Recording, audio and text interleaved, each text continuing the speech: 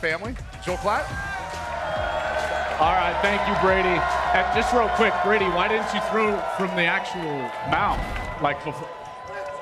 It's a short throw. Anyways, we're here with Colin Cowherd, now in your city of Chicago. Yeah. Coach Urban Meyer here as well. And we wanted to talk a little bit about the West Coast teams in this conference in the Big Ten and their impact on the conference now that we've seen them for a couple of years. We've got USC in the college football playoff hunt. Washington has been a good team, obviously. Oregon, certainly a great team. Big win last night over Minnesota. What do you think the impact has been of these West Coast teams? Well, the Big Ten was always the tough, physical, cold weather conference. Point of attack, superior to the West Coast teams. But the West Coast has always been the creative coast. From Silicon Valley, the first laser, the first computer, all of our iPhones, California-based. 13 starting NFL quarterbacks, West Coast. 9 from California. Most accurate quarterback in the country this year, Julian Sand. Carlsbad, California. Mendoza, transferred from California, though he's from Miami. The West Coast has always been more of a finesse conference, but the creative part of our country. Yeah. So what the Big Ten lacked, they had all the toughness and the Michigan and the Ohio State and the physicality. California, the West Coast brought quarterbacks, passing, the GOAT, Tom Brady, California, Aaron Rodgers, California, Andrew Luck, California, John Elway, California. So when you have this mesh of the creative of California and the West with the toughness of the Midwest, we didn't talk about the Big Ten being better than the SEC 4 years ago. Now it's legitimate because of the mesh. I agree with you, Colin. When I first went to Big Ten in 2012, quarterback play was very average. Top to bottom.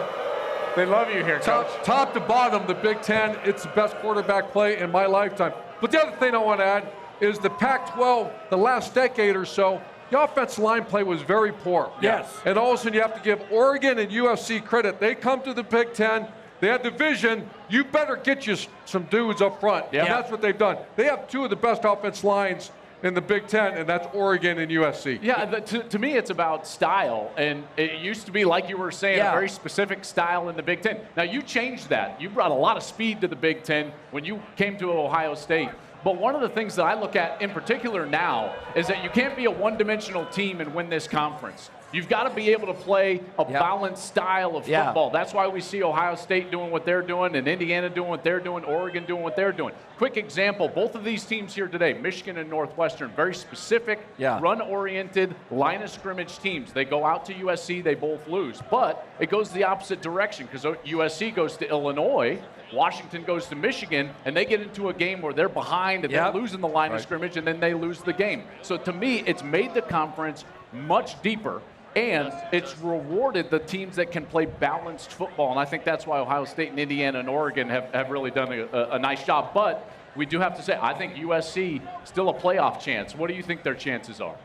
I think they'll beat Iowa close. It's sloppy and wet and rainy. Plays into Iowa today. That's a 28-27 game. I'll take USC late, very close. Oregon beat Minnesota. 2 more Pac-12 teams doing fine against Big Ten foes. I think they lose at Oregon, though Oregon's depleted with all their receivers, so I think the game's close. But Oregon's a big play offense, and USC gives up big plays. It's in Eugene. So I think USC is one of the final teams out of the playoffs. Yeah, it's your home city now. Are you going to be at Murphy's buying drinks for everybody today?